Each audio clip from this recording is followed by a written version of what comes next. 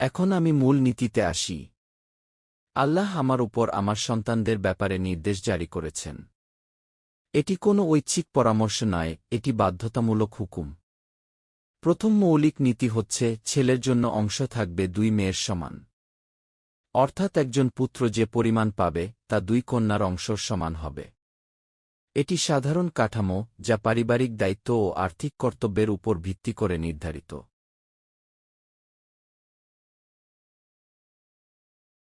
আমি লক্ষ্য করি এখানে পুরুষকে সাধারণত বেশি অংশ দেওয়া হয়েছে, কিন্তু তার সাথে দায়িত্বও বেশি। পরিবারের ভরণ পোষণ, স্ত্রীর দায়িত্ব, সন্তানের ব্যয় এসব তার উপর ন্যস্ত। তাই উত্তরাধিকারেও তাকে দ্বিগুণ অংশ দেওয়া হয়েছে। একই নীতির ধারাবাহিকতায় পিতার অংশ সাধারণত মাতার অংশের দ্বিগুণ হয়, কারণ তার আর্থিক দায়িত্বের পরিধি বৃহত্তর। তবে এগুলো সাধারণ কাঠামো, বিভিন্ন পরিস্থিতিতে ভাগের সূক্ষ্ম ভিন্নতা রয়েছে, যা পরবর্তী আয়াতে বিস্তারিত এসেছে।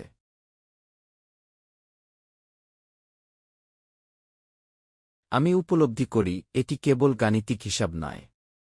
এটি একটি ভারসাম্যপূর্ণ সামাজিক ব্যবস্থা। এখানে আবেগ নয়, পক্ষপাত নয়, বরং ন্যায় ও দায়িত্বের সমন্বয় করা হয়েছে। আল্লাহ যিনি মানুষের প্রকৃতি, প্রয়োজন, দায়িত্ব ও দুর্বলতা সম্পর্কে পূর্ণ জ্ঞান রাখেন, তিনি এই আইন নির্ধারণ করেছেন। তাই এটি মানুষের তৈরি আইন নয় যা সময়ে সময়ে বদলাতে হবে। এটি একটি ঐশী বিধান যার মধ্যে গভীর প্রজ্ঞা নিহিত।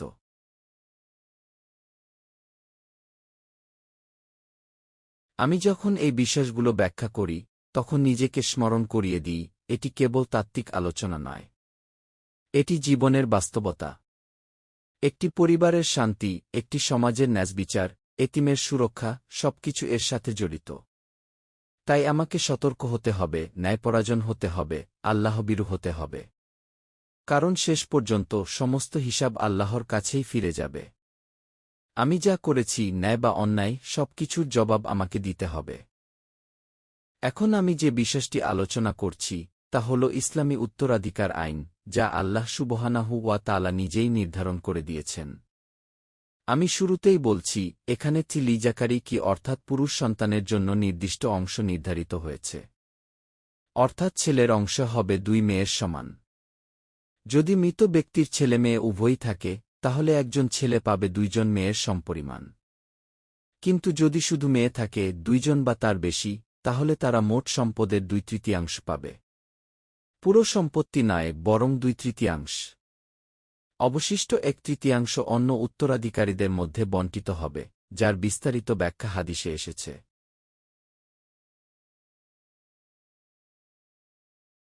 আর যদি মৃত ব্যক্তির মাত্র একজন মেয়ে থাকে, কোনো ছেলে না থাকে, তাহলে সে পাবে সম্পদের অর্ধেক। পুরো সম্পদ নয়, অর্ধেক। বাকি অর্ধেক যাবে অন্যান্য আত্মীয়দের কাছে, যেমন মৃত ব্যক্তির ভাইদের কাছে ইত্যাদি।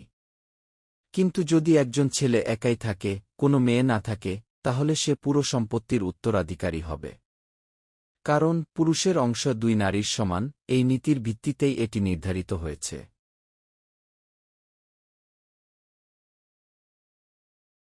এরপর আমি আসছি পিতামাতার প্রসঙ্গে। যদি মৃত ব্যক্তির সন্তান থাকে, ছেলে বা মেয়ে, তাহলে তার পিতা ও মাতা প্রত্যেকে পাবে 1/6 করে। অর্থাৎ মোট 1/3 পিতামাতার মধ্যে বণ্টিত হবে। কিন্তু যদি মৃত ব্যক্তির কোনো সন্তান না থাকে এবং কেবল পিতামাতা জীবিত থাকেন, তাহলে মাতা পাবেন 1/3 এবং পিতা পাবেন বাকি 2/3। আবার যদি মৃত ব্যক্তির ভাইবোনও থাকে, তাহলে মাতার অংশ 1/6 নেমে আসবে।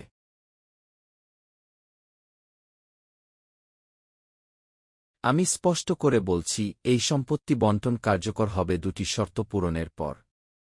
প্রথমত, যদি মৃত ব্যক্তি কোনো ওসিয়ত করে থাকেন সেটি পূরণ করতে হবে। দ্বিতীয়ত, যদি তার উপর কোনো ঋণ থাকে তা পরিশোধ করতে হবে। এই 2টি বিষয় সম্পন্ন হওয়ার পরই অবশিষ্ট সম্পত্তি শরিয়াহ অনুযায়ী বণ্টন হবে।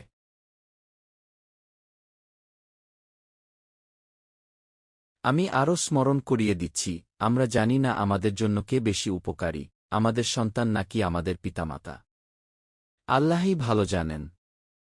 তাই তিনি নিজ জ্ঞান ও প্রজ্ঞা অনুযায়ী অংশ নির্ধারণ করেছেন। ফরিদাতাম মিনাল্লাহ, এটি আল্লাহর পক্ষ থেকে নির্ধারিত বিধান। আল্লাহ সর্বজ্ঞ, সর্বপ্রজ্ঞামা।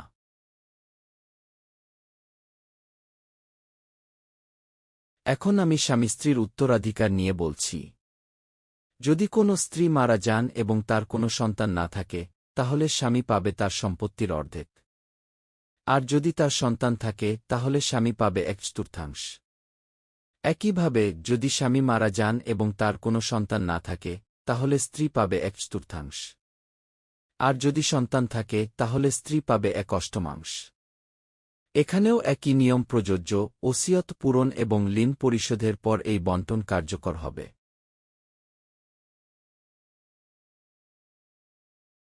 এখন আমি কালালা বিষয়ে বলছি। কালালা বলতে এমন ব্যক্তি বোঝায় যার না সন্তান আছে না পিতামাতা জীবিত আছেন, অর্থাৎ তার মূল উত্তরাধিকারী, উসুল অর্থাৎ পিতামাতা, এবং শাখা উত্তরাধিকারী, ফুরু অর্থাৎ সন্তান, কেউই নেই। এ অবস্থায় যদি তার কেবল মায়ের দিকের ভাই বা বোন থাকে, তাহলে প্রত্যেকে পাবে 1/6। আর যদি একাধিক হয়, তাহলে তারা সম্মিলিতভাবে 1/3 পাবে এবং সমানভাবে ভাগ করে নেবে।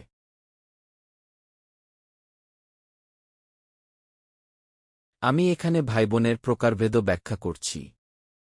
ইসলামে 3 ধরনের ভাইবোন রয়েছে। 1. যারা একই পিতামাতার সন্তান। 2. যাদের পিতা এক কিন্তু মাতা ভিন্ন। 3. যাদের মাতা এক কিন্তু পিতা ভিন্ন। কালালার ক্ষেত্রে এখানে মূলত মায়ের দিকের ভাইবোনের কথা বলা হয়েছে।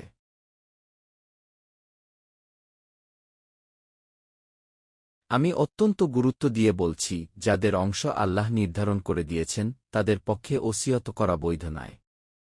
কেউ যদি নিজের ছেলে বা মেয়ের জন্য অতিরিক্ত ওসিয়ত করে, তাহলে তা শরীয়তসম্মত নয়। কারণ আল্লাহ ইতোমধ্যেই তাদের অংশ নির্ধারণ করেছেন। ওসিয়ত করা যাবে অন্যদের জন্য, যেমন দূর সম্পর্কের আত্মীয়, এতিম বা দরিদ্রদের জন্য।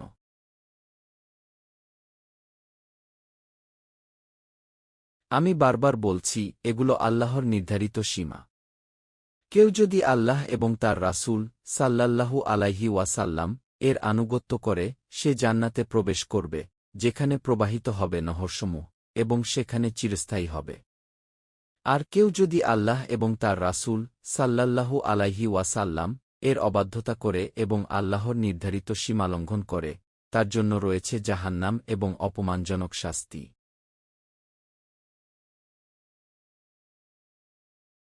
আমি দুঃখের সঙ্গে বলছি, আমাদের সমাজে অনেক মুসলমান এই বিধানকে গুরুত্ব দেয় না। ভারত, পাকিস্তান, বাংলাদেশ, অনেক জায়গায় মানুষ শরিয়াহর পরিবর্তে প্রথাগত আইন বা ব্রিটিশ আইন অনুযায়ী সম্পত্তি বণ্টন চেয়েছে। অথচ তারা মুসলমান। এটি অত্যন্ত উদ্বেগজনক বিষয়।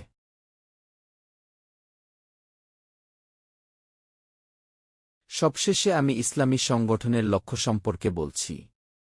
একজন মুসলিমের 4টি দায়িত্ব রয়েছে। প্রথমত, অন্তরে দৃঢ় ঈমান গঠন করা। দ্বিতীয়ত, আল্লাহর পূর্ণ আনুগত্যে জীবন যাপন করা। তৃতীয়ত, ইসলামের দাওয়াত মানুষের কাছে পৌঁছে দেওয়া। চতুর্থত, ন্যায়ভিত্তিক ইসলামী সমাজ প্রতিষ্ঠার জন্য সর্বোচ্চ চেষ্টা করা।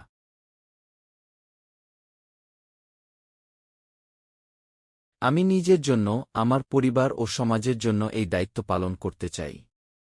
আমাদের চূড়ান্ত লক্ষ্য হল আল্লাহর সন্তুষ্টি এবং আখিরাতে মুক্তি লাভ করা। আল্লাহ আমাদেরকে তার নির্ধারিত সীমাসমূহ মান্য করার তৌফিক দান করুন। এখন দ্বিতীয় বিষয়টি শুরু করার আগে আমি উত্তরাধিকার আইনের ব্যাপারে আরও কিছু গুরুত্বপূর্ণ কথা বলতে চাই। আপনাদের অনেকেই হয়তো মনে করতে পারছেন, ইসলামে উত্তরাধিকার সম্পর্কিত প্রথম নির্দেশটি এসেছিল সূরা আল বাকারার 22তম রুকুতে। সেই আয়াতে প্রথমবারের মতো নির্দেশ দেওয়া হয়েছিল যে, যদি কোনো ব্যক্তি মৃত্যুশয্যায় উপনীত হয় এবং সে তার পেছনে কিছু সম্পদ রেখে যায়, তাহলে তার জন্য আবশ্যক হল একটি ওসিয়ত করা, অর্থাৎ একটি বৈধ উইল লিখে যাওয়া। সেই ওসিয়ত হতে হবে তার পিতামাতা এবং নিকটাত্মীয়দের অনুকূলে। যেন এমনটি না হয় যে, সমস্ত সম্পত্তি কেবল একজন ছেলে অথবা কয়েকজন ছেলের দখলে চলে গেল, আর কন্যারা কিছুই পেল না, পিতামাতাও কিছুই পেলেন না, তারা সম্পূর্ণ বঞ্চিত রয়ে গেলেন।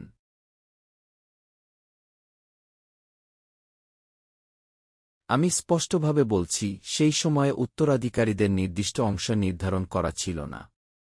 অংশ কত হবে তার সুনির্দিষ্ট পরিমাণ তখনও নির্ধারণ করা হয়নি। বরং তখন যে নির্দেশ ছিল তা ছিল ওসিয়ত করার বাধ্যবাধকতা। কুরআনের ভাষায় বলা হয়েছিল, কুতিবা আলাইকুম, অর্থাৎ তোমাদের উপর লিখে দেওয়া হয়েছে, তোমাদের জন্য এটি ফরজ করে দেওয়া হয়েছে যে তোমরা মৃত্যুর পূর্বে ওসিয়ত করবে। অর্থাৎ একজন মুসলিম যখন বুঝবে যে তার মৃত্যুর সময় ঘনিয়ে এসেছে, তখন তার উচিত হবে স্পষ্টভাবে বলে যাওয়া, আমি যে সম্পদ রেখে যাচ্ছি তার অমুক অংশ আমার পিতাকে দেওয়া হবে, অমুক অংশ আমার মাতাকে দেওয়া হবে, অমুক অংশ আমার অমুক আত্মীয়কে দেওয়া হবে।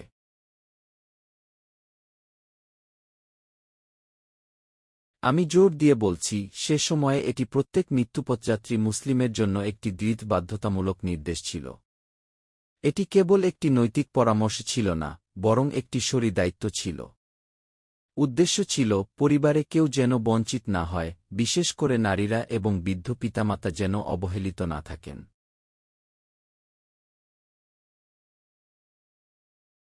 কিন্তু পরে যখন সূরা নিসায় আল্লাহ সুবহানাহু ওয়া তাআলা উত্তরাধিকার সংক্রান্ত বিস্তারিত ও নির্দিষ্ট আইন নাজিল করলেন, যেখানে প্রত্যেক উত্তরাধিকারীর অংশ নির্দিষ্ট করে দেওয়া হল, তখন পূর্বের সেই সাধারণ নির্দেশ কার্যত রহিত হয়ে গেল।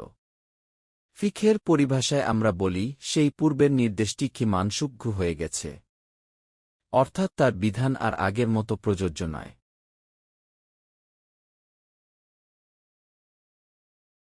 এখন আর ওসিয়ত করা অপরিহার্য বা ফরজ নয়। কেন? কারণ আল্লাহ নিজেই নির্ধারণ করে দিয়েছেন, পিতা কতটুকু পাবেন, মাতা কতটুকু পাবেন, ছেলে কতটুকু পাবে, মেয়ে কতটুকু পাবে, স্ত্রী কতটুকু পাবে, স্বামী কতটুকু পাবে। মৃত স্ত্রীর সম্পদ থেকে স্বামী কত পাবে, মৃত স্বামীর সম্পদ থেকে স্ত্রী কত পাবে, সব কিছুই সুস্পষ্টভাবে নির্ধারিত হয়েছে। ফলে এখন আর মানুষের ইচ্ছার উপর নির্ভর করে বণ্টনের প্রয়োজন নেই।